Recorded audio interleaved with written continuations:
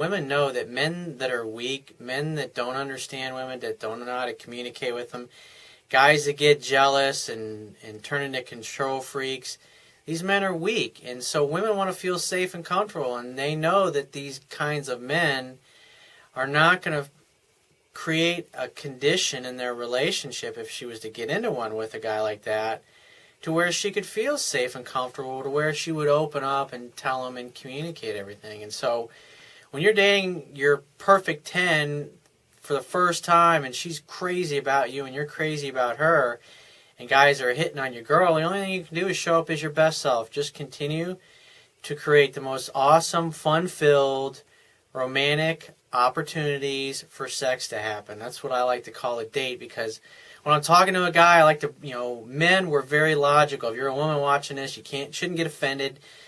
We're logical beings, and so I have to talk to guys in a language that they can understand, because we need step-by-step instructions.